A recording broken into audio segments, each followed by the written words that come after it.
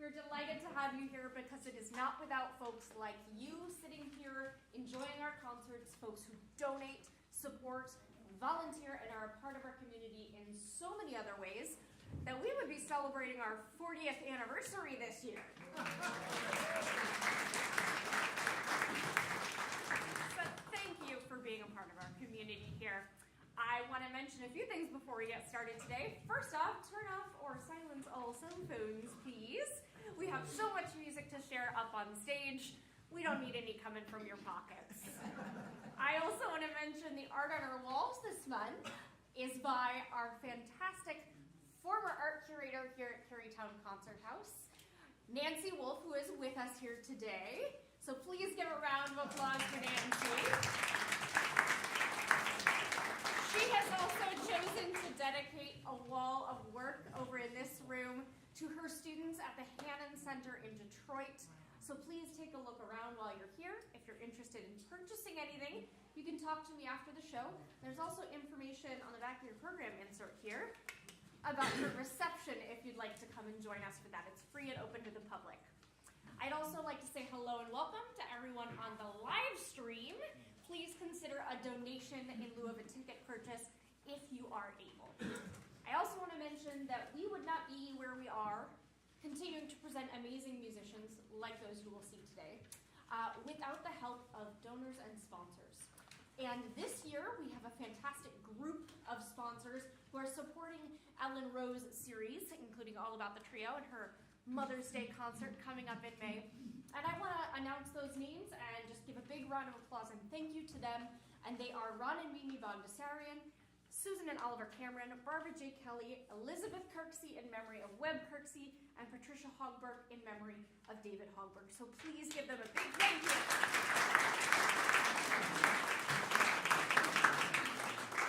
All right, now the reason you're all here today. We are very excited to welcome back one of our house favorite trios, led by Ellen Rowe with Paul Keller and Pete Siers. And they also have a special guest joining them today for a tune, Rowan Tucker-Meyer. And they're going to present to you the amazing works of Bill Evans and discuss his life, his career, and his music. So without further ado, Ellen Rowe's All About the Trio, The Genius of Bill Evans.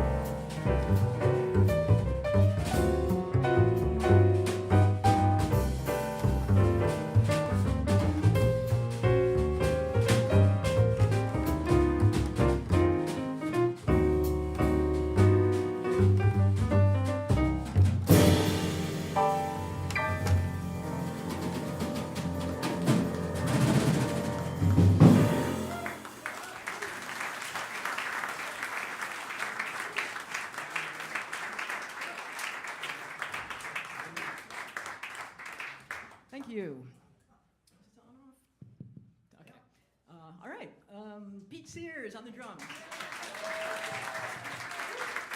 Paul Keller on the bass.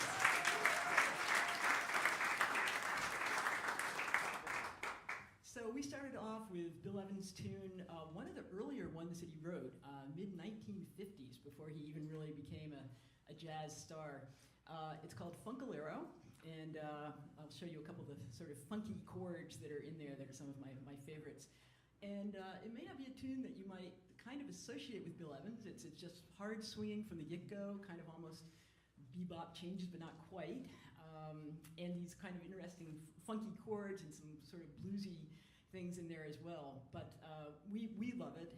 And I'm just gonna do a little quiz here. I know you didn't come expecting a quiz, but did you notice anything interesting about the sequence of events? And there are no wrong answers. I'm just curious if anybody, a little bit of a difference from what you might normally expect when you go hear a jazz trio. Anything out of the ordinary that you noticed? And I can give you hints. So what happened, who played the melody? I played the melody rubato, right? Just like, basically I've transcribed this whole thing off of, the sequence of events off of Bill's album. But, so I played the melody. Did you notice who played the melody next when the drums came in? Bass. Okay, not usual, right? To have the bass play the melody, so right from the get-go. Then did you notice after we played the melody together, what happened after that? Who soloed first? The trading 4s, 2s, and 1s. Oh, those were different too, right? Yes, so it's absolutely. Even before that, though, do you remember who soloed first? Took the improvised solo, but Paul, right? Yeah, bass took the first solo. So all of this for that time is very unusual because normally piano plays a melody because it's a piano trio. Piano takes the first chorus because it's a piano trio, right? It's like, it's not the case that Paul insisted on having the first solo or he would not play. Put that out there. So let me just say that interesting about this tune as well is that it was recorded a bunch of times before it ever got released. He recorded it with Zoot Sims. He recorded it with Stan Getz. None of these recordings came out until the 70s, and some of them came out after he passed away in 1980s. So the recording that I transcribed this from was 1971, Grammy Award-winning Bill Evans album, which I highly recommend you add to your collection if you don't already have it. And this was actually the first album that it featured only his original tunes because he was a great player of standards, often reharmonized them and did some beautiful things. But this particular album, nothing but Bill Evans' originals, which is kind of interesting. Let me just show you a couple things that are fun about this tune. I do this in order to keep the mic on the live stream. I need to pull this over, so excuse me, there'll be a bit of this going on. Okay, so first chord. Okay, not highly unusual, but a little bit arresting with this sound in there. Listen to the next one.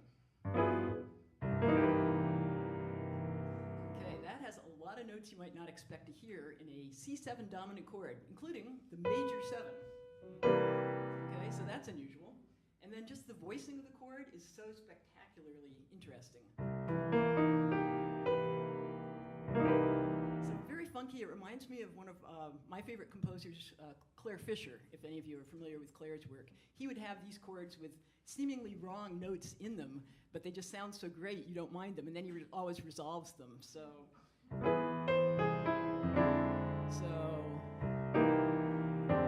there's a nice resolution to this chord, so that makes it make sense too. Here's some typical Bill Evans voice leading inside the chords.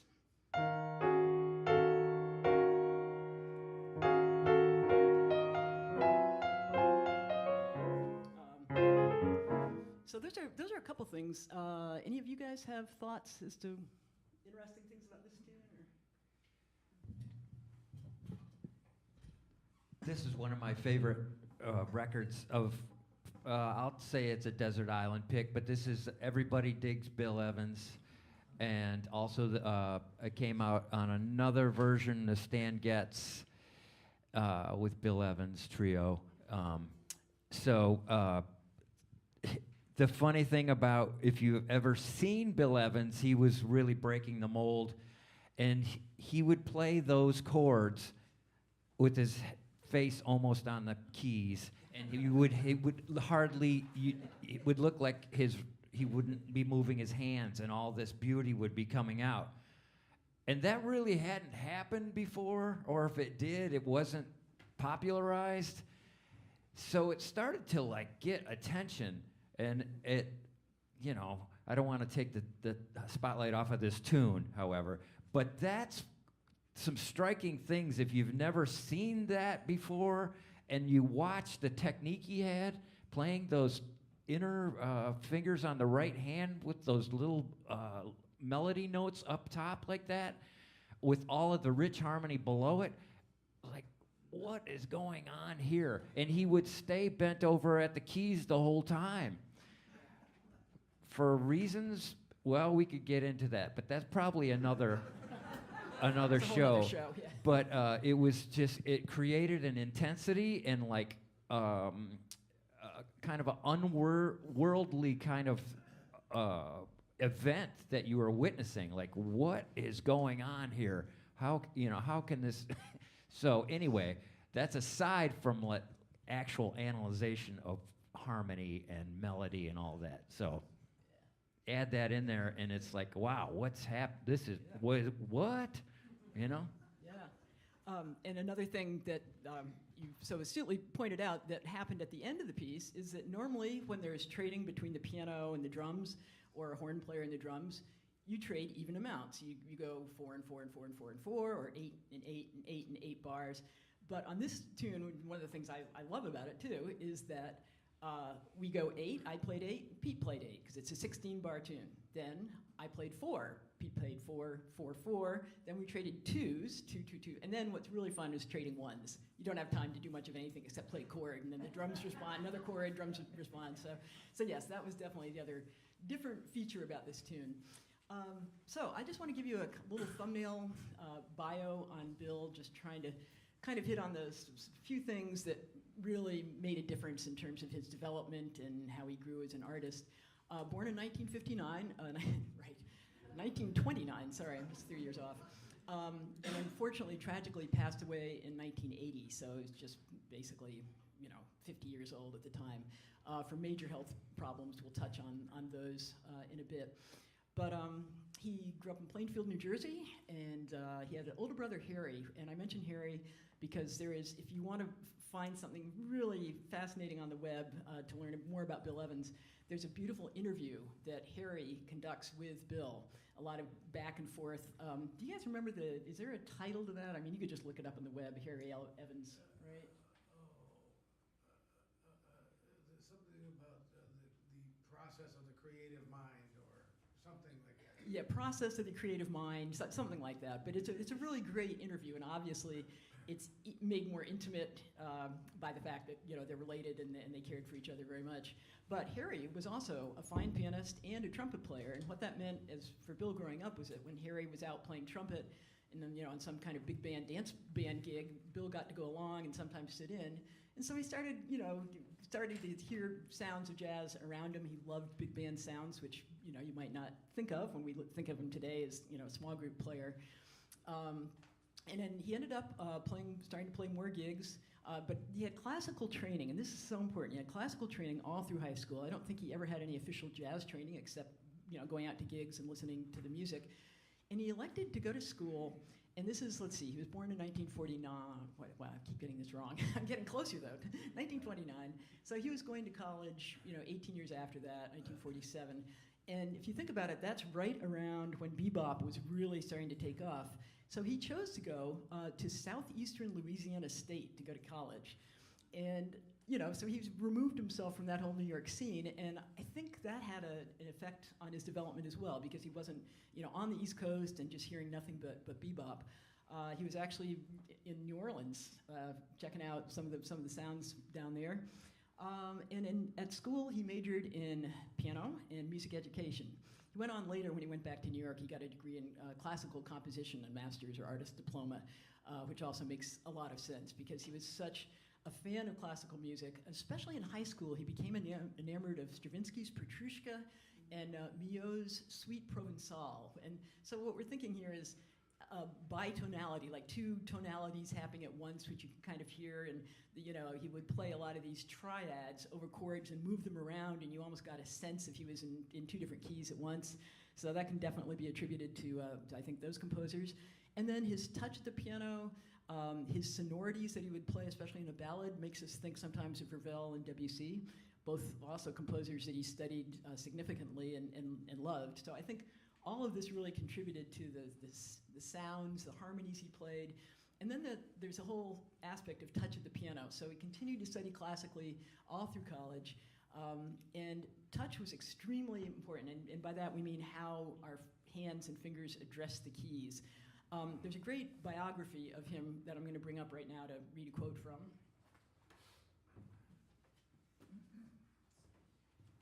So this is called Bill Evans' How My Heart Sings, written by Peter Pettinger, which, if you're interested in Bill, would be a great investment. So here it goes. So we're talking about the whole idea of a singing tone. Oh, there's one little thing I forgot to mention that I found out while doing research for this concert. He also played violin and flute when he was in high school. And he continued to play flute in a concert band at Southeastern Louisiana. And there's some thought that perhaps just being able to play instruments that had long ringing tones where you could hold a tone, or these high treble sounds, had some influence on his piano playing as well. I can't say that for sure, but it seems to make sense. So here he says, most vitally, the note had to come from the heart. His motivation to sing, his reason to care about sound at all, arose from his need to express emotion through his skill at the keyboard. Practically, it was delivered with weight, arm weight, that is to say, natural gravity, with no suggestion of forcing the sound. As any good piano teacher will advise a student, a relaxed arm will produce quality of sound, whereas tension in the musculature will cause a hard sound. Evans understood and practiced this principle absolutely, and his sound always had quality and depth as a result. So in my former life, before I moved out to Michigan, I was married to a classical pianist who actually studied at the Moscow Conservatory with a very famous pedagogue named Rosina Levine. And so I would watch him work with students, and he was always talking about, he would imitate her, drop of the arm, and they would do this. And the idea was to just let your weight completely fall into the key and to get a sense of going down to the bottom of the key bed. Which means you have to have complete relaxation, and I'm always working on this because as soon as you're on a stage playing and you're nervous, your shoulders go up and the arm does not drop the way the arm should drop. So anyway, I think this all created the Bill Evans sound, which all of us love so much.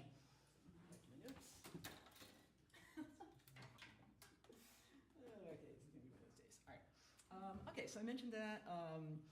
He got inducted into the Army in 1951, drafted in, and this apparently was a very traumatizing 3 years for him. I don't think he necessarily took to the regimen involved, certain aspects of the training I don't think he enjoyed very much. But I think what really affected him is that the other musicians in the Army did not like his music. And they didn't, they weren't a fan of his improvising or the type of jazz he liked. And apparently that had, understandably, had a very serious effect on him. He apparently had nightmares about the whole Army experience for years. And this is where his habit of recreational drugs got started, was in the Army. And of course it was furthered by his acquaintance with Philly Joe Jones and a number of other things that happened in his life. I do want to mention that the first song that we know that he wrote is one that many of you may have heard of, because it's famous tune of Bill Evans. It's called Very Early. He wrote it in 1949. That's where I had 49 in my head from. And I just want to play a little bit of it because it demonstrates some of the things I think he picked up from classical music, the use of chord sequences, and then every so often something very unexpected taken out of that typical chord sequence.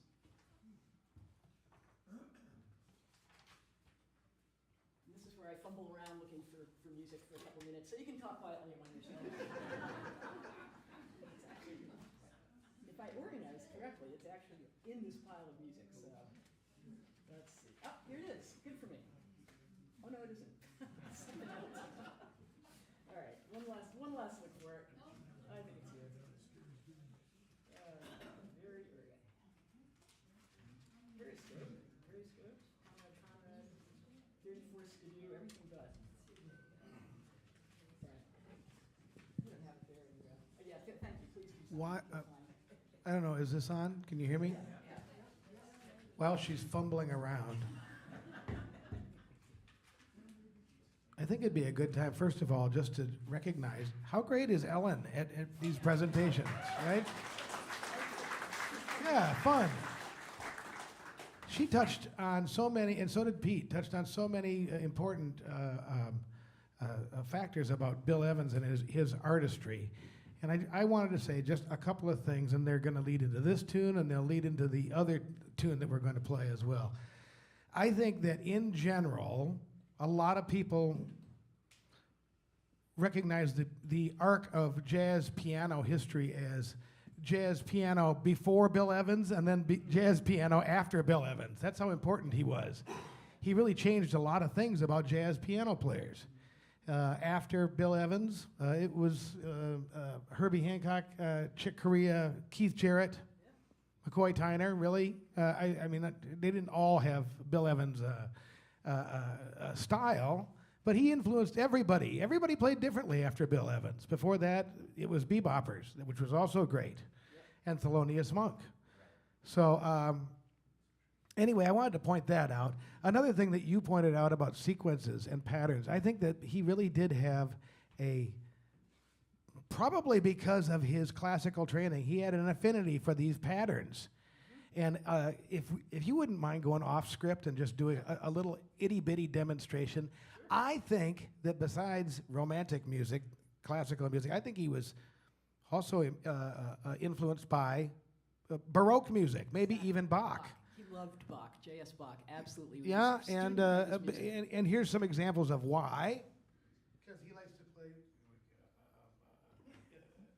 all the things you are in a Baroque style. 1, 2, 3.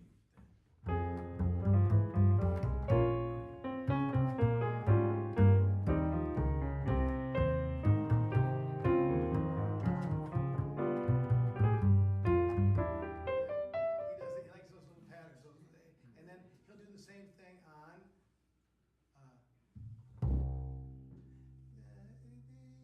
starting on F minor. He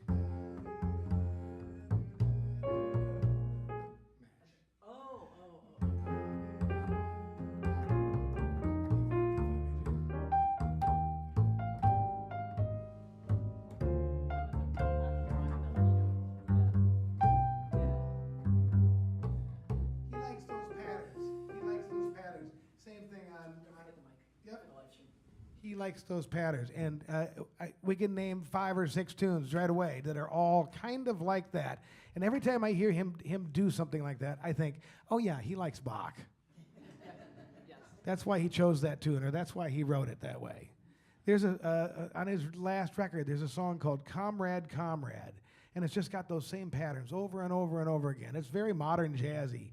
He's definitely a foot in modern jazz, but I listen to that, and I think as modern as that is, I think that guy likes J.S. Bach. Yeah. No, there is no doubt.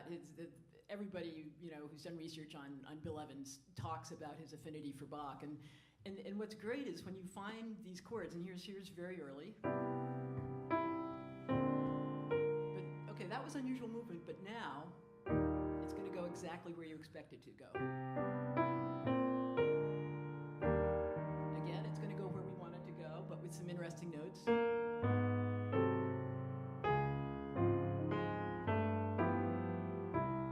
So here's the sequence. That's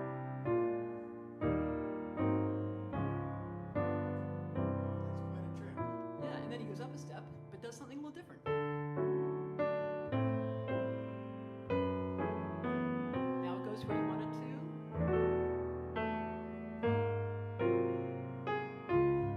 So there's these little, you're going on a road map and you take a little detour for a second, and these are some of the detours. But again,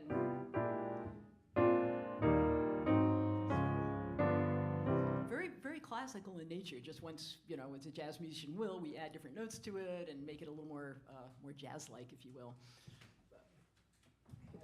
And also, I will say, you're starting to hear a departure from a bebop sound, and it's much more,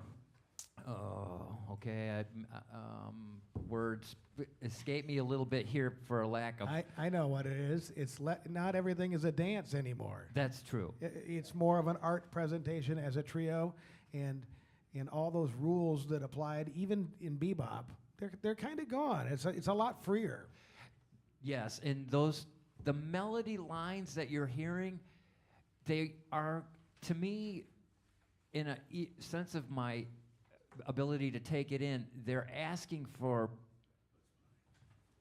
a little bit of intuition to help propel it along. So it becomes like, the trio becomes kind of like a living organism rather than a straight up and down piano trio where the piano is the leader and we are an accompanist.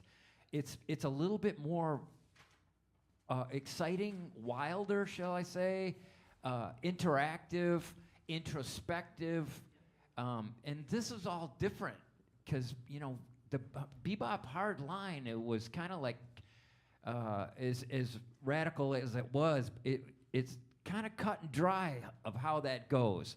This requires some kind of empathy to participate in.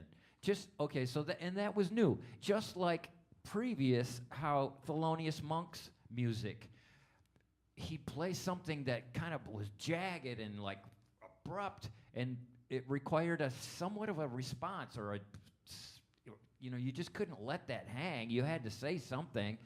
But this is different in a much more gentle kind of a way that, you know, so technique of the musicians and virtuosity became a little bit more in tune with what was going on in a different way than it happened before. So it was kind of startling. And so, you know, my question to Ellen was like, well, what did the critics think about all this, you know? Yeah, we're about to demonstrate exactly what Pete is talking about with a version of Autumn Leaves. Critics, for the most part, were pretty taken with what Bill was doing. The public was a little slower. His first album, New Jazz Conceptions, only sold 800 copies, but other jazz musicians were very hip to it, and the word started to spread. And by the time he came out with this album, Portrait in Jazz, which is his third album, after New Conceptions, Everybody Digs Bill Evans, and now and this album, which is 1959. So this album is with his first great, and considered one of the most seminally important jazz trios of all time. A very young bass player named Scott LaFaro and Paul Motion on drums. Scott is like 21, I think, when he joins Bill. And so we're going to play their version of Autumn Leaves. And again, I transcribed the rough form of it and how Bill played the head. And we're going to kind of recreate the sequence of events, but obviously not, you know, we're going to do our own improvising. So this is Bill's version of Autumn Leaves, and listen carefully for some of the things we've been talking about.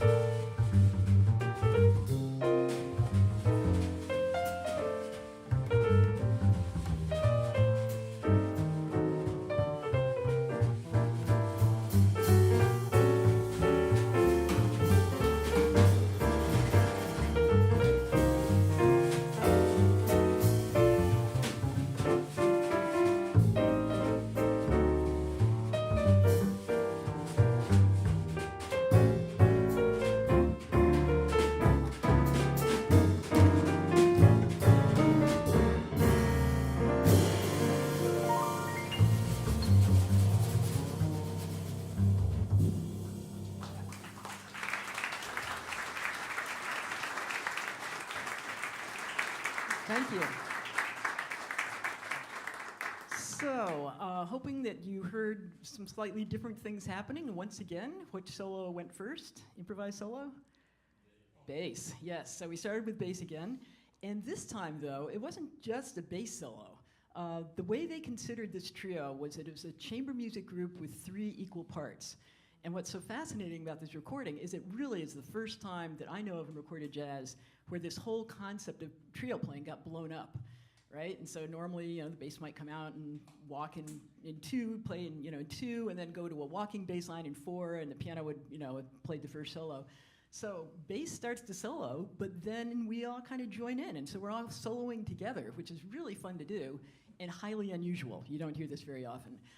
The next trio that I know of that really took that and ran with it was Keith Jarrett, Gary Peacock, and Jack DeJohnette. You could really hear this kind of interplay happening in that trio as well. But it's Bill in 1959 who really sets the stage for all this to happen. And then there's also the treatment of the melody. He's playing, and we haven't gotten to talk about this yet, but what we call kind of cross rhythms.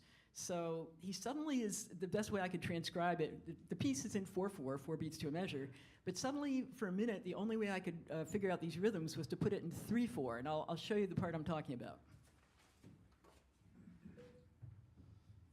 1, 2, 3, 1, 2, 3.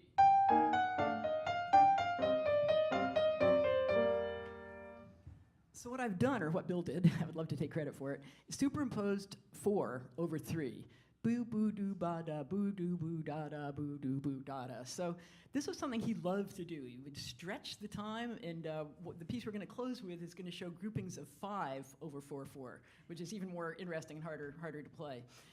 So this is another part of his genius to start doing this, and it really, I think, opened the trio up and really expanded it so that the other players could interact in that way too, and not feel that they were just, everybody was driven to stay locked into a quarter note pulse all the time. When that happens, it creates tension. I don't know if you can feel it in the melody, but for us, we're like, that's our main radar right there. And when she's, when it goes across the bar line like that, it starts to, how's it gonna land? Does it land? Does it go? I don't know. Sometimes it doesn't. But with that trio, it was flawless. But it was like, wow, that was a moment of the solo you probably would remember. And you can hear these things hidden in a lot of these pieces. Yeah, it's another very, a trait, if you will, of this particular trio. So it's not, unfortunate isn't the right word. I mean, it's frankly, it's tragic. So Scott LaFaro died tragically in a car accident, 1961. They had done 4 albums together as a trio, the last ones of which were the Sunday at the Village Vanguard. The second album of that was Waltz for Debbie, which of course is a very famous album. But Scott's death just sent Bill into an incredible spiral. He was already a sensitive man to begin with, and his association with Philly Joe Jones, which, they were very good friends, and of course they had a wonderful musical relationship playing with Miles Davis. But unfortunately, Philly Joe had a bad heroin habit, and he pulled Bill into that. And so this particular event in Bill's life just sent him even further. He just became a recluse for months, didn't want to play, and was abusing drugs. And this went on off and on throughout the course of his life, which led to his death at age 50.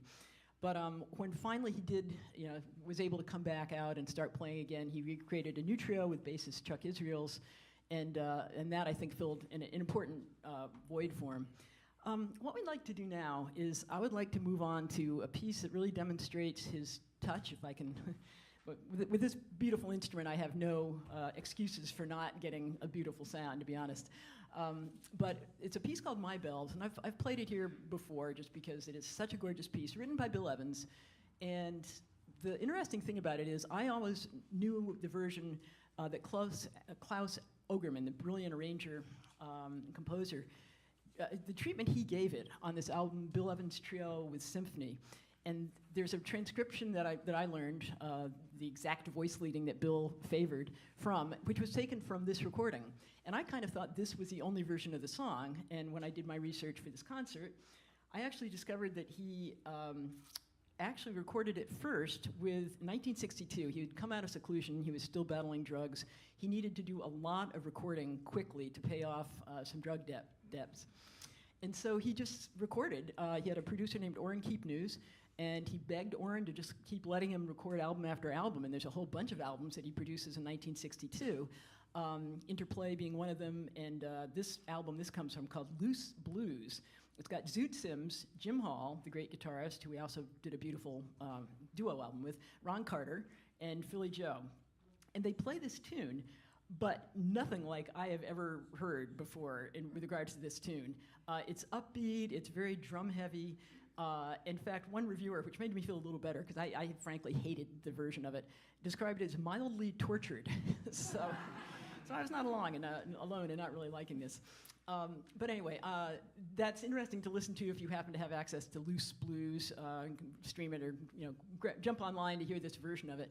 But the version I want to play is the one that I think most of us love and revere.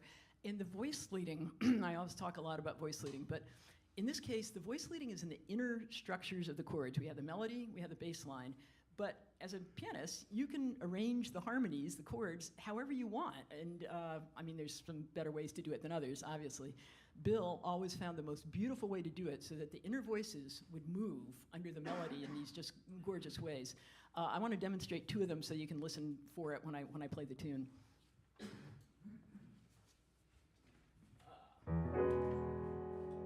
Hear these inner voices?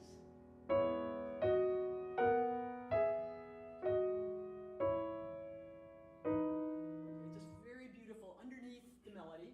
Here's another spot. Let's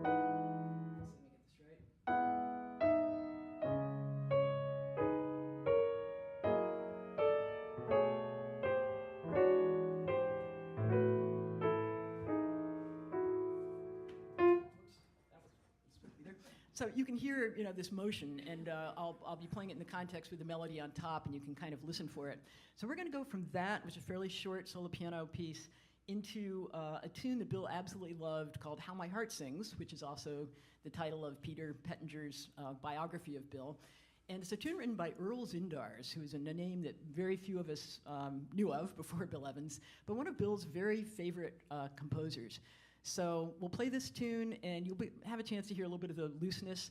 The other thing that this tune provides us is a chance to hear Bill's affinity for going in and out of different meters. So the tune itself starts in 3/4 and goes to 4/4, and Bill just loved tunes that did that. So you'll have a chance to hear this aspect of it too. So this is My Bells, followed by How My Heart Sings.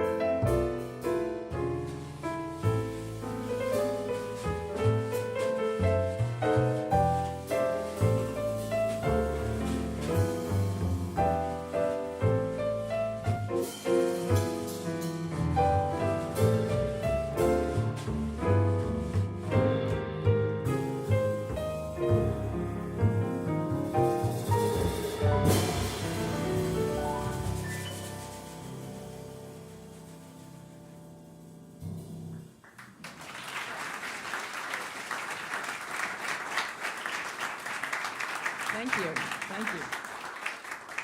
So I hope you could get a sense of how Pete and Paul were just interacting so beautifully and playing with a little more freedom and just making it a pleasure to play, as always, I might say. Okay, I can see that we've gotten a little, not carried away, but I think I'm going to pass over this next piece. It was just basically going to be a demonstration, and you can all go and listen to this on your own. It's a beautiful, I guess we'd call it a piece. It's called Peace Piece, P-E-A-C-E. And basically what it was a very long-form, completely spontaneous improvisation that Bill played over 2 chords. And the impetus came, he was at the session where he was recording Leonard Bernstein's Some Other Time, and Bill had treated it with this same 2-chord progression. I will demonstrate the 2 chords just so you get a sense. And I'll do a little bit of the melody to Some Other Time so you can kind of hear how it was used in context. Do the performance right now. No, I'm going to honor the fact that Bill never, ever tried to recreate what he played on that recording. It was the 2-chord vamp, and it just went to the most unbelievably beautiful Mio-like places. Out of key, he kept the drone going. He plays these fluty bird call kinds of things we associate with Mio, the right hand, while the left hand kept going. And in no way I'm ever going to try to imitate that, but I do want to show you the 2 chords, which I am capable of.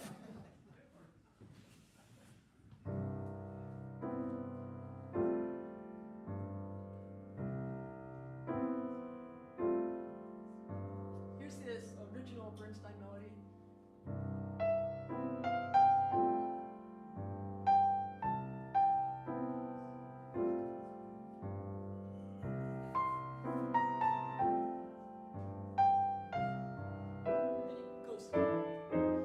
Goes off.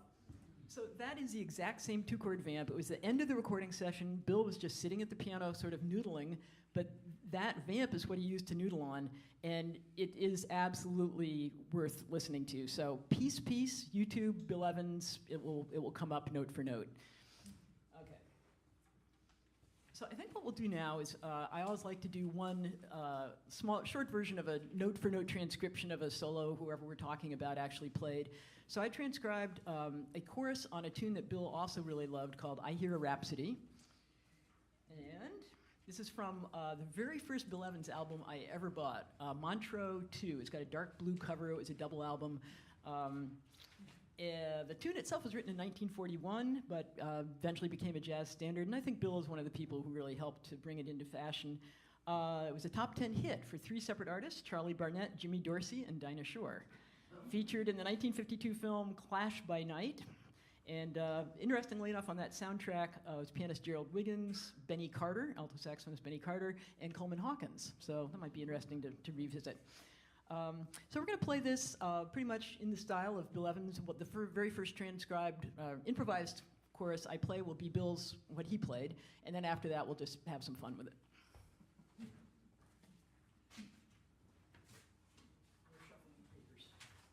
I'll start solo.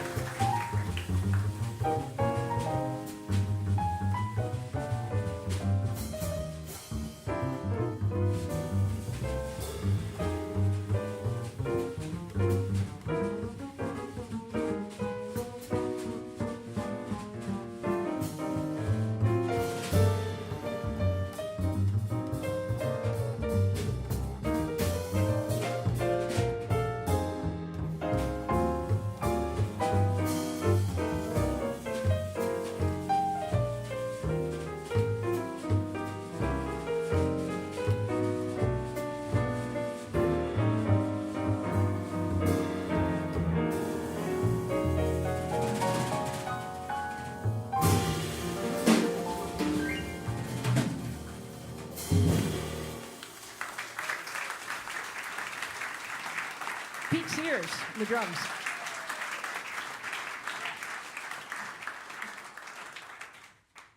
All right. Moving right along. Okay, so that was I Hear Rhapsody. We have 2 more tunes for you, and the next one is perhaps his best known, most well-loved tune. And I am so excited that I know last time we brought up student Liam Sharon, and we are now going to bring up our other graduating senior jazz pianist who should be well known to many of you in Ann Arbor. He grew up here, has been a force in the jazz scene ever since I've known him, and I've known him a very long time. So please welcome to the stage Rowan Tucker-Meyer.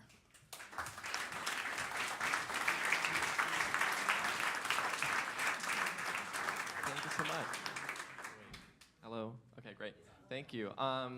Yeah. So just to talk about Bill Evans for a little, like Professor Rowe talked a lot about like the trio concept, but for me, my favorite Bill Evans recordings are his like solo piano playing and just like the lyricism and depth and color that he was able to get out of the instrument, and the beauty of his arrangements is like, you know, something that's impacted me and something I try to strive for. Also, I especially got into Bill Evans a couple years ago, and my friend Philip Buckman was like, Rowan, you gotta check out the trio he did with Eddie Gomez and Marty Morell in like the early to mid 70s, and along with bassist Jack Nissen, he and I would like work on like those tunes of that trio, and we ended up recording some of them. So if you go on like Spotify or something, you can look up Francesca by Philip Buckman. We did one of Philip's tunes, Francesca, and then 4 compositions associated with that Bill Evans trio.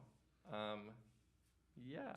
But yeah, now we're gonna do Waltz for Debbie. Bill Evans loved waltzes, and yeah, this is one of them.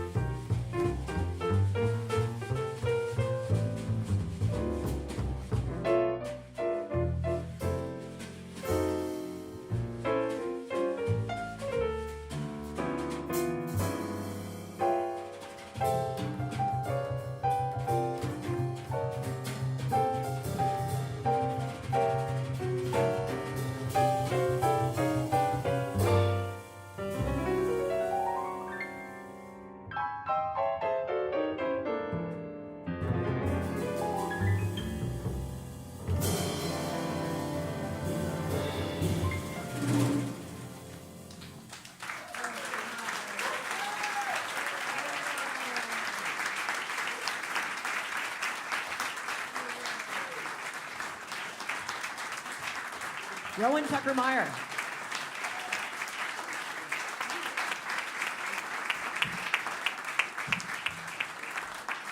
You can say you knew him when. That's all I will say. We've got one more piece for you, and I'll talk a bit about that right now.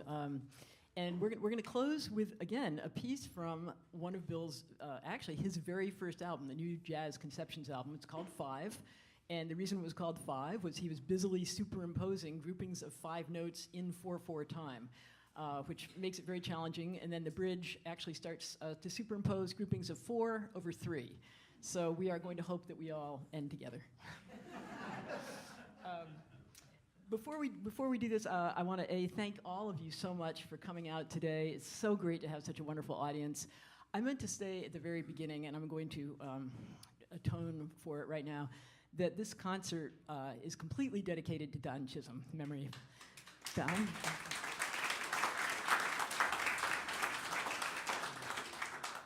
I think everyone here probably knows the impact on jazz that Don had here in town.